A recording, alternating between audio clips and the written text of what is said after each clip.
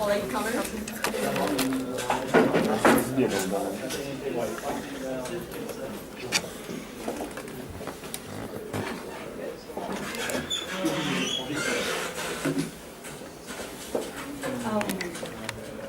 So hello, I'm Muriel, and I've been writing and organizing LARPs in France this past 10 years, especially of the historical variety. So I wanted to talk about historical LARP in France, make a general presentation of the way we do these LARPs and perspectives on how we can work them for the better. So I'm going to start with a very practical example. So let's imagine that we are playing an 18th century French LARP. So I am playing as a great lady of the aristocracy, probably coming in and expecting to enjoy a quiet weekend with some friends. But this is 1789, so for people of the French history, we know that this is how it ends. This is a prime example of what the historical LARP in France is trying to achieve, creating an interesting way of understanding history, a specific insight inside time period, but also a great potential for drama. So before I get a little more into the subject, I would like to clarify the definition of what is considered a historical LARP in France, because you have very different kind of manifestation. So, and just to clarify the difference between reenactment, because in France we also have an important reenactment scene, which I would define as gathering, which can be very historically accurate, especially as far as costumes are concerned, but with little or no social interaction, because in these events people come as themselves with their 21st century problems and issues. Then we can have historically accurate LARPs. These are quite rare.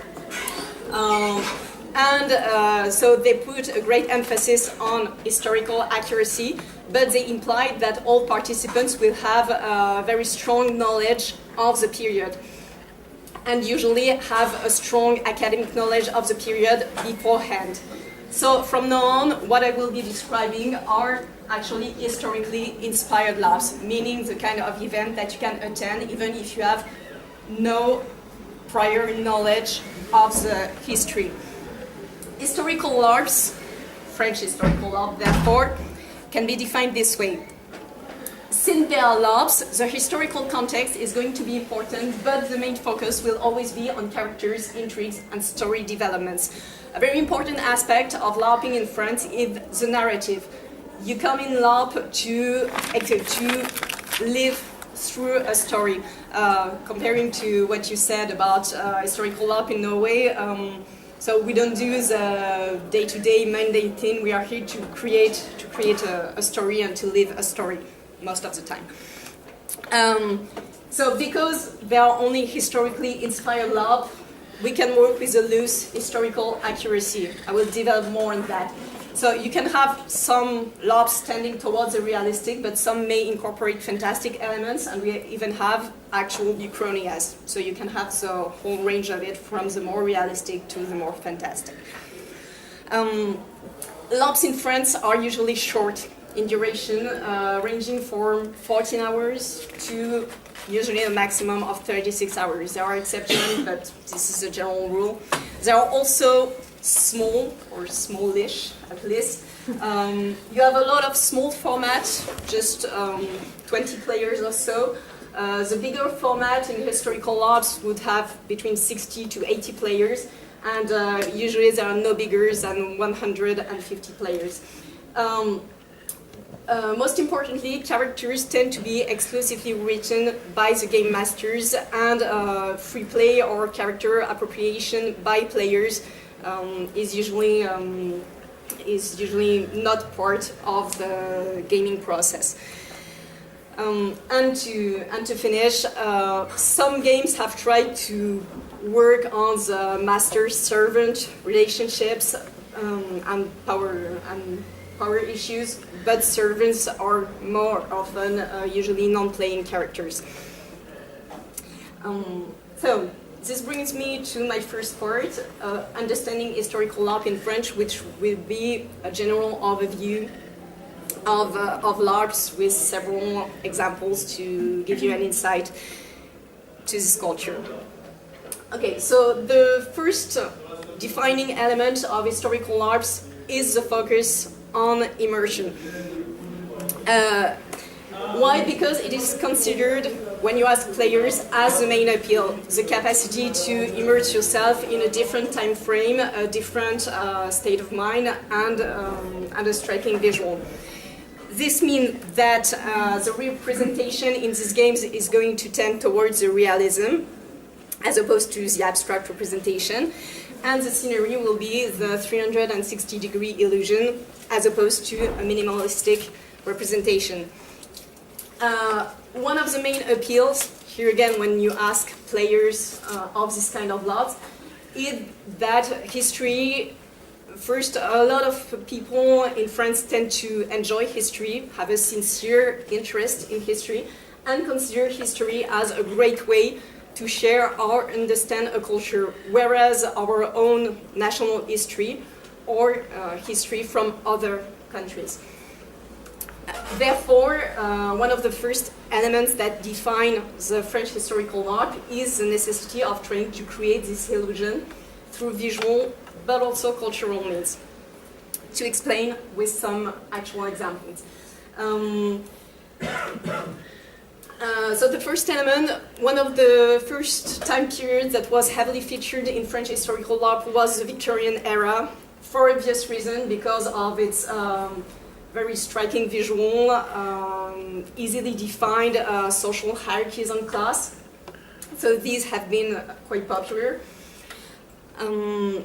Usually you have a lot of these LARPs taking place in high-end society, so that you can have here again striking costumes, striking visuals. This is also helped by the fact that we have, as far as the setting is concerned, we can have access to a lot of castles that can be rented. So this makes the high-end venue rather accessible. So with an example here, so the Victorian era was popular, the 17th century and musketeer game also became very popular, influenced by the titular work of Alexandre Dumas, The Three Musketeers, which is extremely famous, so obviously this also creates a lot of appeal. With here a game entitled A Dinner at Fouquet's. But all kind of periods have been explored. Another example here with the recent fires on the Agora, which was not presented this morning, so I can fill in here. So with Greek soldiers here, and very interesting work that was done to recreate the temple of Poseidon using the pool from the side, but with custom-made settings that was made by the organization. So this is just a visual, but the cultural aspect is also very important and has been developed more and more. Music is one of those. So this is the summer of 1936 that was presented this morning for those who were there, where music is a central part of the game, since period songs were used within the game and could be used as a way of expressing the character's feelings without breaking the flow of the game. So here, obviously, the period music and songs were essential to the plot and the atmosphere. Cultural music, dancing also. This is one of our most famous examples. This LARP is called A Wedding in Ashes. It takes place in Argentina in 1945, and here the cultural environment was creating through tango. Tango music, diegetic music, so the music was in-game, and also an actual ball that was taking place during the evening. So with this very emotional music and dancing used to convey emotion through the game. So back to the Victorian era, where balls are usually also heavily featured. This game is called Highlands 1878 and was very interesting here because there was an actual dancing master that came to teach the players how to run the ball properly. And the last example is, of course, table manners. So in most historical LARP settings, the dinner, and especially the Saturday evening's dinner, is particularly important, with table manners and etiquettes being heavily featured, and being also a good time to advance and move the plot forwards. This game is a Second Empire game in France, taking place in 1865. And here it's interesting because the two characters on this picture just got engaged. And from their attitude, you can get that this is going to get very, very wrong. So these are the first elements that are defining the French historical law. But at this point, it's not very different from historical reenactment. So what is going to make the historical law specific is the gaming approach, which brings me to my second part, where I'm going to work a typology of the different way you can work a historical law. Because what I would like to emphasize here is that the historical LARP in France is quite popular, but it's not a defined genre in itself. You can have many different approaches and many different style of games. Some which are going to be quite obvious and some which are very specific to our own gaming culture. And for this, I'm going to make a typology using the three-way model. So it was mentioned before, following the GNiales model. So it was mentioned before, everyone knows about this. So for the purpose of the demonstration, I will use the gamist, simulationist, and narrativist definition. It's okay with immersion. So this is something interesting. I just make a small digression here because in the French perspective, immersion is not a category in itself. It's something that you are going to try and achieve, but the immersion is going to be different from a gamist or a simulationist or a narrativist perspective. But each of these elements can have its own immersion. It's just a manner of approaching the game and approaching communication around the game. I'll take some more time about this later. So here, I don't know if it's cultural or something, but usually we consider immersion as being something separate that you can achieve through different means. Am I clear on that? Yeah. Yes. Okay. So, So the gamist approach. You can have them in usually what I like to refer to as diplomatic games, which are more classical settings with different diplomatic corps or delegations gathering at the same place and all trying to achieve their own ends. So here you have oppositions between groups and players. Therefore, a gamist approach. This is the game Occitania, which was played a couple of years back, which displayed diplomatic delegations from different parts of Europe. So for example, here you have the French delegation that is recognizable with their blue outfit. But this game rarely takes the historical approach. Usually they tend to be set in high fantasy settings. These days we have a lot of Game of Thrones, copyright be damned. So these are more rare. Usually the historical game tend to be of the simulationist kind because the idea is to recreate the environment of a specific time period as accurately as possible and to tailor the character's reaction to what they should be at the specific time period. Some games have tried to be extremely realistic, such as the 1848, which I display here, but sometimes forgetting the importance of the character and the narrative, leading almost too much maybe towards, here again, the actual reenactment. So from this starting point, French gaming culture started to develop its own way of creating stories, something which I like to call the dramatist, because it's the first or the historical drama influenced by movies or books or fiction, historical fiction. So, for example, to comparisons, this is a game La Malbête, which takes place in 18th century France during the attacks of the Beast of the Gévaudan.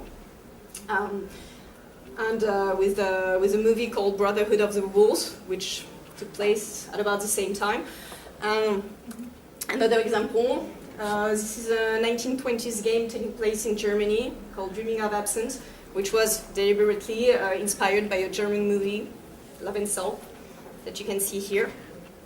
So from this influence, the historical LARP tend to lean towards the historical drama, meaning that the playing characters are considered as protagonists of the story, meaning that it is still simulationist because the focus is on the cohesion of the characters, but the focus will be on characters' arc and characters' development, but usually organizers tend to insist on the fact that it is important to stay true to the character and to stick with what should be the character's reaction.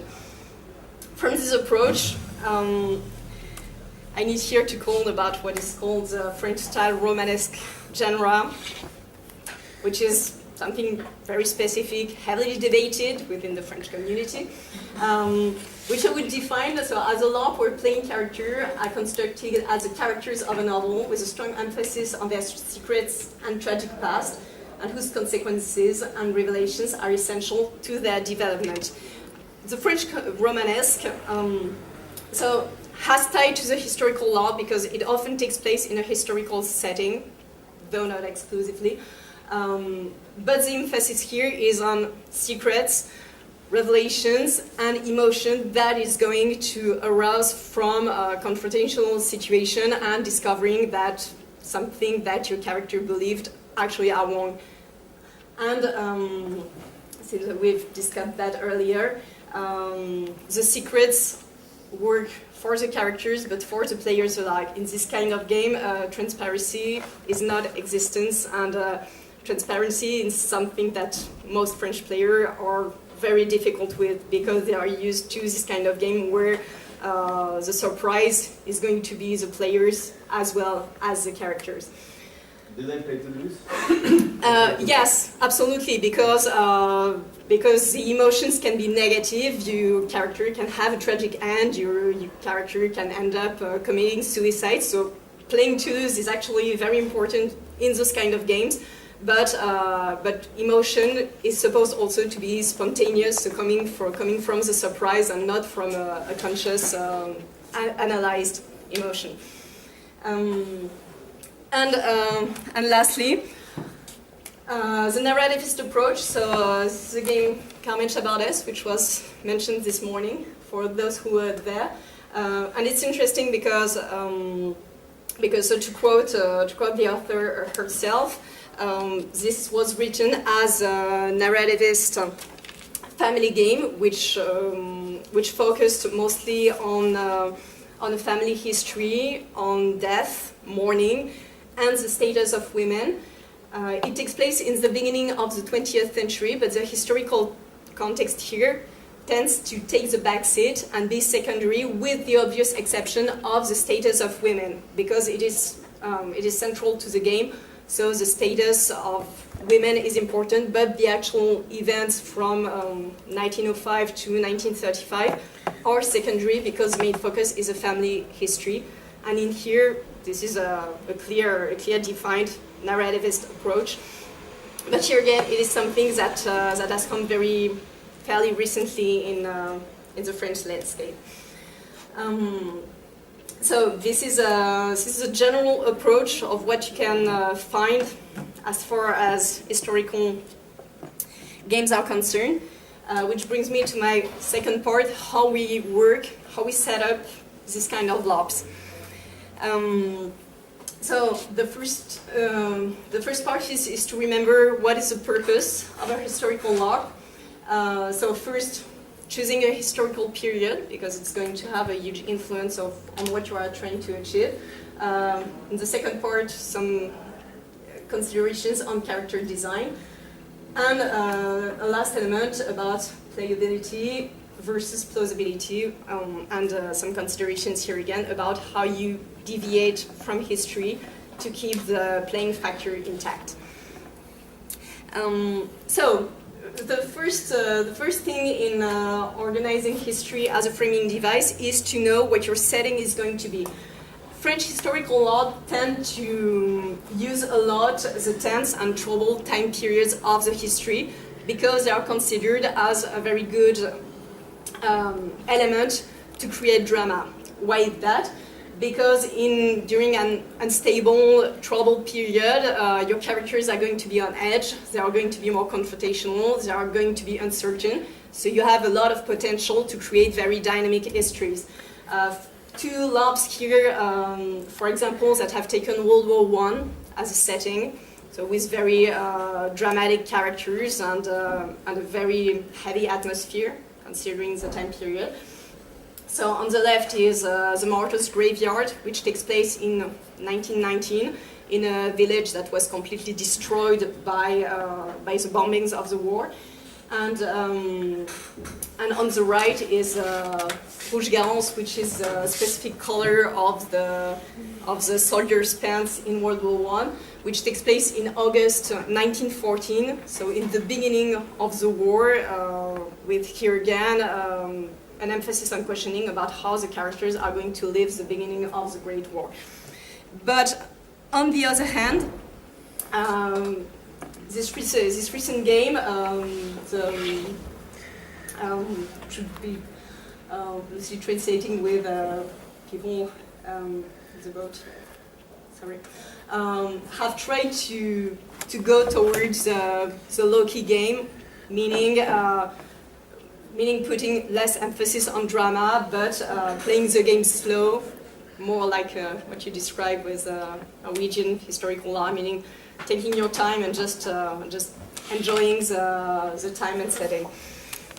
But here again, the time period where the LARP is set is going to heavily influence the kind of action that you are going to have. Second aspect, character design also works very specifically, considering the kind of LARP that you're going to be in. So characters in historical LARP tend to be defined by their status within specific groups or hierarchies, whether it be their society, family, or groups. So this is an example from the game Chicago, which takes place in the United States in the 1930s, Prohibition era. The characters in this LARP were, before all, defined by the group they were in. So you had the Italian mafia, the Irish, the policemen, the untouchable, the people from the city, the people from the music hall. So each character had a defined group with also personal background and development, but the coexistence of these groups was a huge part of the dynamic of the game. Did the characters belong to one group or different groups? That they maybe were at policemen, but they belong to one family or stuff like this? Oh. One group.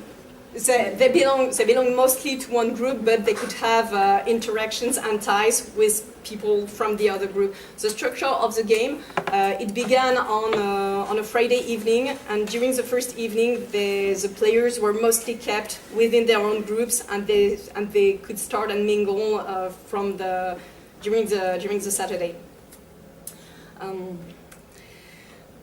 So, therefore, as far as character design goes, French historical LARP tend to work as a microcosm of society. Each LARP is going to try and illustrate the specific workings of a small fraction of society, sometimes with diverse hierarchical status and class conflict, or sometimes within the same setting, whether the bourgeoisie or the elite, because here again, most of these games tend to be high-end, high-class venues. Here again, another example from the Victorian LARP. Like I said, we had quite a lot of those.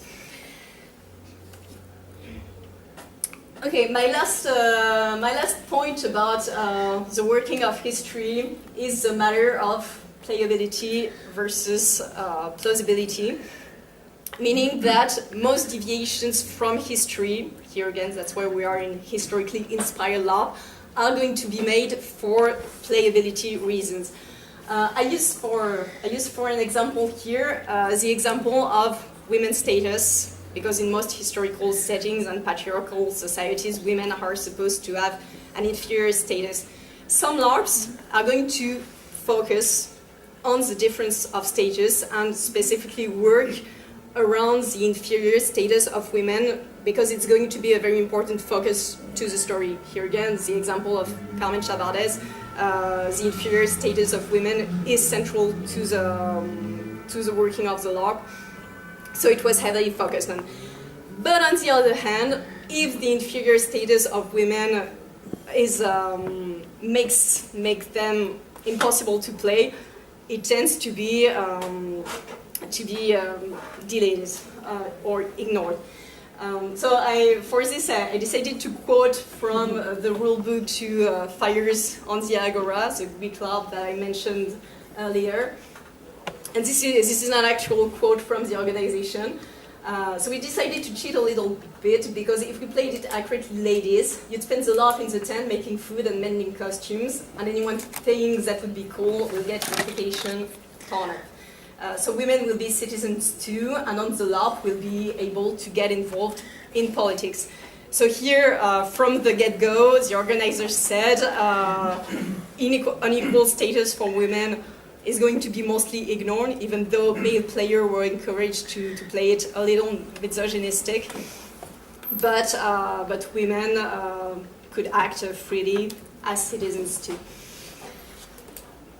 And here it is a fine example to show that deviations from history in historical LARP are accepted if they are justified and if they are necessary for the proper working of the LARP.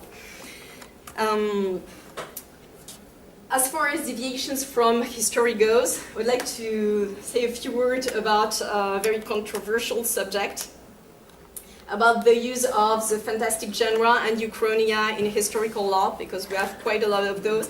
Can you explain the term? Uchronia, it is a situation where something changed in history, so it is still a historical setting, but it has deviated somehow. The most famous uchronias usually are World War II uchronias, saying what would happen if Germany actually won World War II. This is the most typical one, because at some point something changed and we have an alternate history. Like I said, this is a very controversial subject in France, and it's still going on, so it's interesting to mention. Some people defend the fantastic or uchronic approach, saying that it can give you a greater creative license, that this way you can actually say that you are separate from history, that you are within your own time frame, and that you can create many different kind of intrigues based on fantastic elements. But you also have people opposing this, saying that if we are advocating a historical LARP, we should try to be as realistic as possible, and think that being realistic enables player to focus more on characters, development and story, and not on the fantastic quest or understanding the fantastic plots or elements, things that deviate too much from the actual realistic content. So this is another actual example of uchronia. So this is called La Commune 1872. So La Commune is a very lesser known, even to French people, revolutionary episode which took place in 1871 after the downfall of France's Second Empire. and it was very short because it was annihilated in about 7 days fight. This Les Miserables, is it that? Les Miserables, is it that story? Les Miserables. No, Les Miserables is 1848. So the 19th century France is filled with revolution. So this one is really the least known. And the story here is that so this revolution which was completely destroyed managed to survive thanks to modern weapons which have a very steampunk twist to them, and that it is still going on, and the people here have to try to get past the revolutionary stage to create an actual new government in this steampunk France of 1872. And this is an interesting example because although it's, so you have fantastic elements because you have this fantastic weaponry that enabled this revolution to survive, the actual plot is very realistic, is how the revolution works, how do you get past the revolutionary utopic state to actually build something that is going to be sustainable. So meaning that even with fantastic elements, you can still find your roots in actual history. But here again, it is a debate that is still going on and raging sometimes. So I don't have a clear answer for that. Only examples.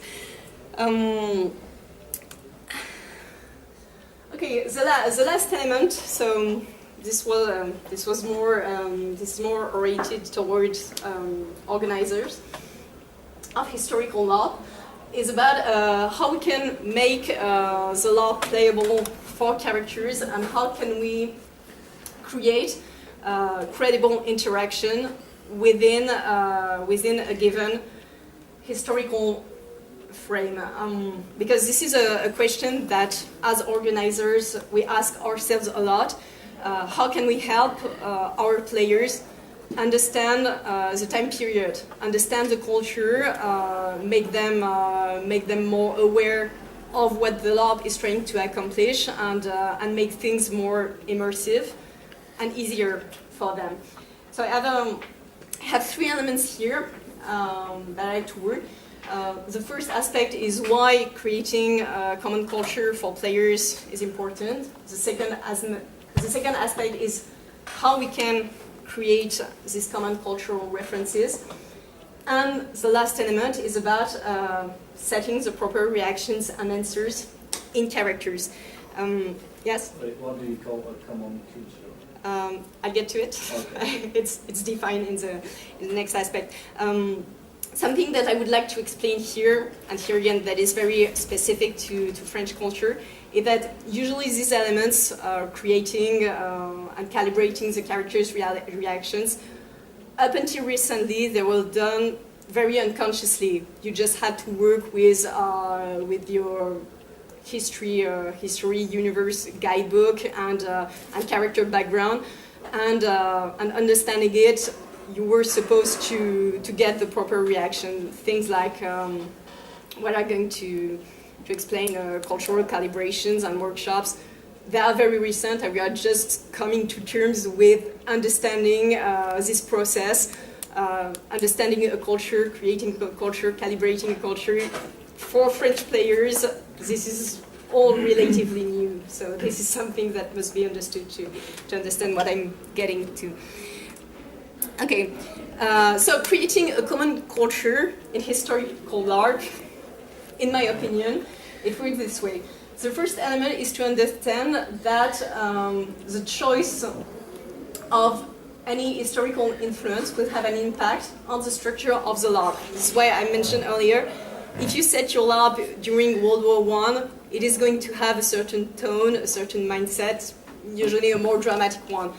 If you choose a lighter, more peaceful time period, you will get a different feel to your LARP.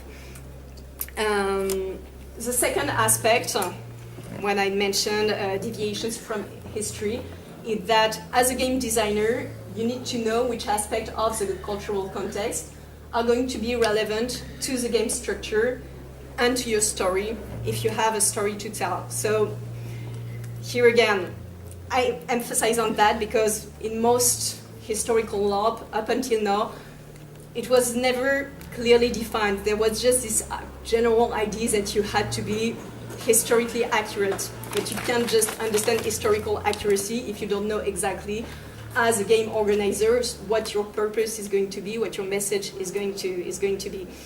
And here again, in French cultures, these were not things that people would clearly communicate about. And which brings me to my last element. Even the more realistic historical setting exists within its own universe, meaning this is a way to insist, especially for what we call the period experts, because in any historical setting you will always get the academic expert that has read a lot about this, that knows everything about this. And here again, up until recently, it was subconscious, it was implied that if you were a period expert, you didn't have to read anything before the lab because you were supposed to know it all already. But actually it doesn't work this way because there are some deviations that can be necessary to the playability of the lab, or that you need to explain so that people will share the same culture and the same assumption. So this explains why it is necessary. Therefore, the need to create a common culture. For those who were at the cultural calibration workshop this morning, I use the same definition, meaning that culture are the shared mental assumptions that guides interpretation and action by defining appropriate behavior for various situations. So the common culture is going to be the common cultural ground upon which we are going to base our characters' reactions. And here again, up until recently, in French gaming culture, it was something that was implied, suggested in characters' background, suggested in player books, and it's only recently that people have started thinking about actually this question: what is a common culture? How are we going to convey it to the players? How are we going to stage it? How are we going to work on these reactions? So this is my next questions, and we're studying about this. How can we create an accessible and understandable gaming environment for our player? I use this as an example. This game, which was entitled Trousseau or The Stones of Silence, which had a good communication on this point, because contrary to most LARP that I presented, Trousseau takes place in an undetermined medieval rural setting with uneducated and superstitious peasants somewhere in France or in Europe. It's not clearly said. So there was a lot of emphasis from the organization to say, be careful, you play superstitious people, you play uneducated people, so you are going to have sometimes absurd or excessive reactions. So the tools at our disposal for understanding culture are this. So we still have a lot about communications, written communication, especially with historical world book, guidebook, rule book. Usually on this communication, organizers tend to be very careful to emphasize the cultural or ideological bias that you are going to need in order to play the game properly. For example, racism, class or gender prejudice.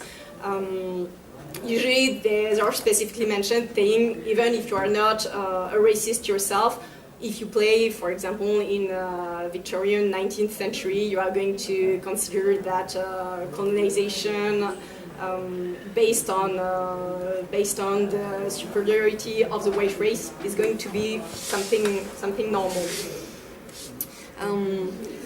So cultural calibration. So we worked those with some of you this morning.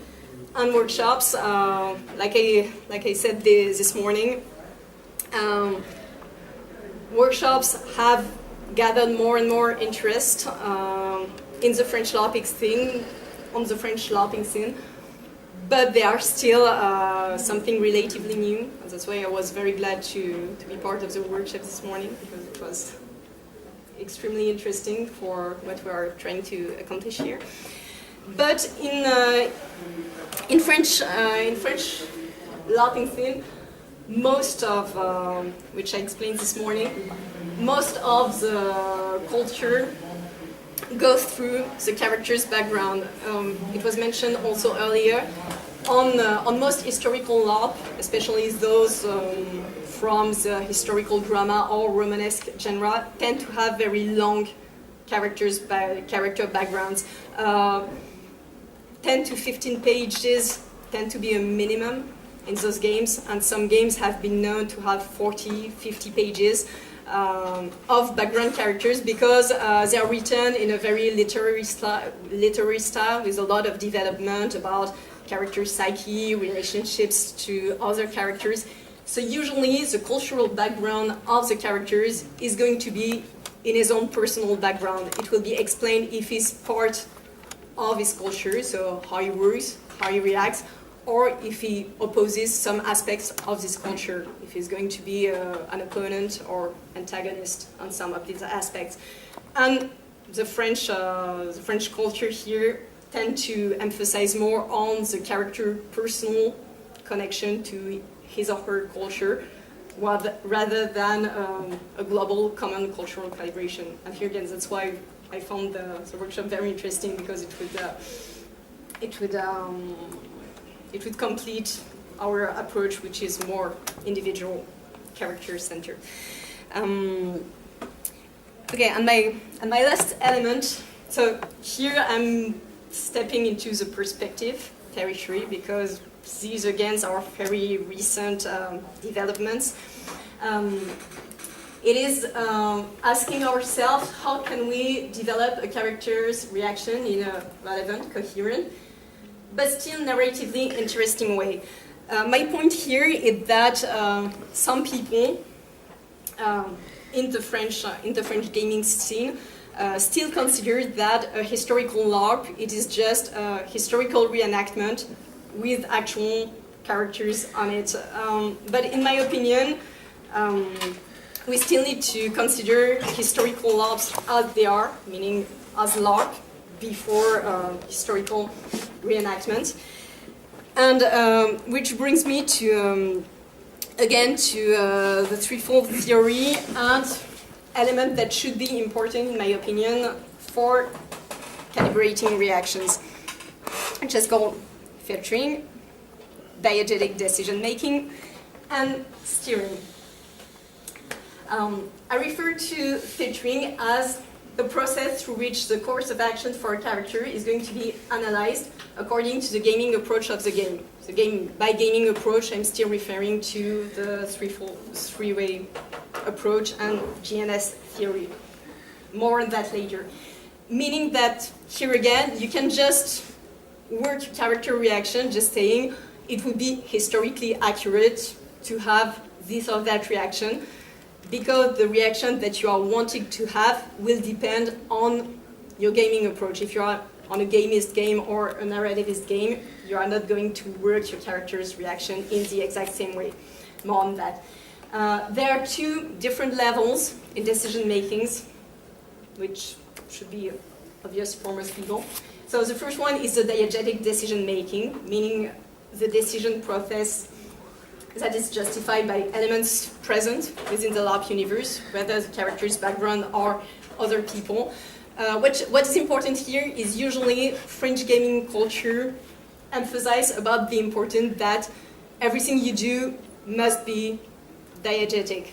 No meta techniques, or they are practically inexistent, and nothing that would come from the player and not from the character. Which brings me to steering.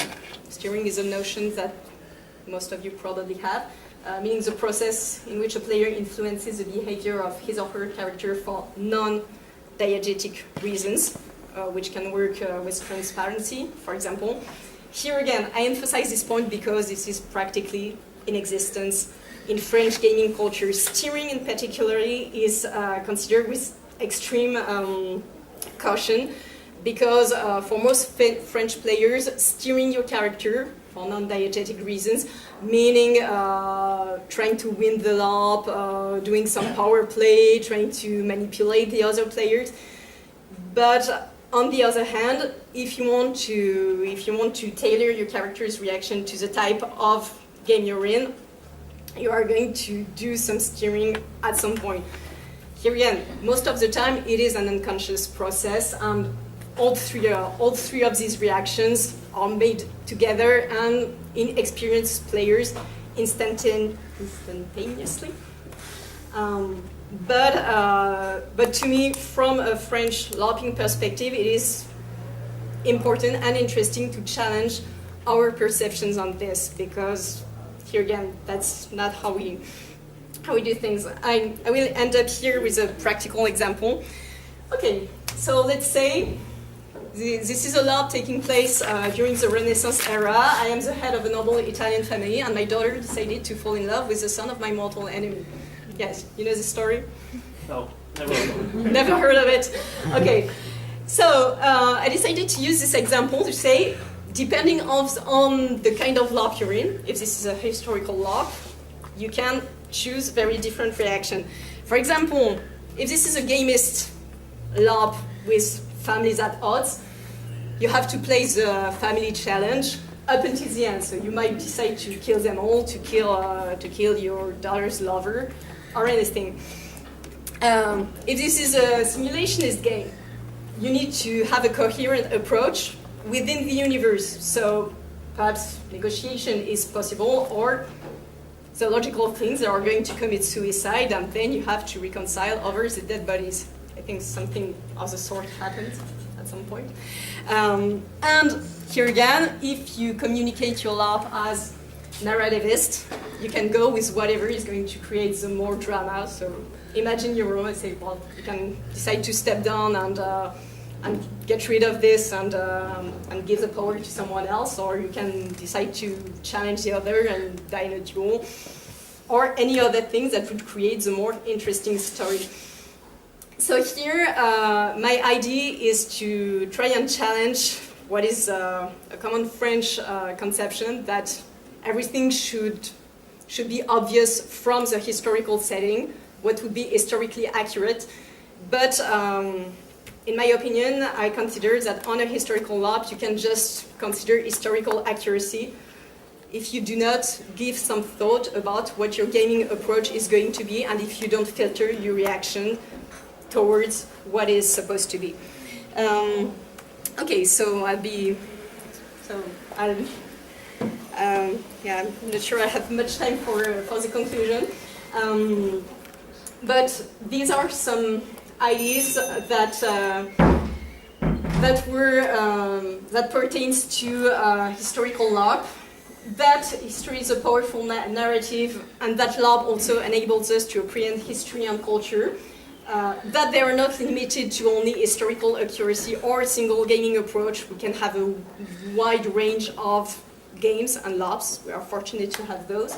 And that in France they have become more and more complex and challenging, but they are still evolving, things that are moving fast, and that's why I consider this specific LARP genre of interest.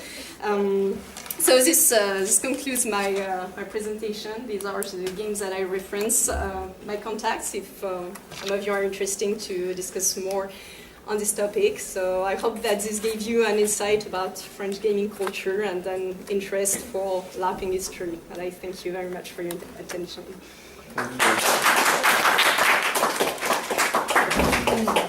Okay. So I had a lot of things to cover and I didn't have much time for questioning, but I'll be up at the coffee table and I'll come back tomorrow, so if some of you want to discuss, and you have my contact there. Thank you.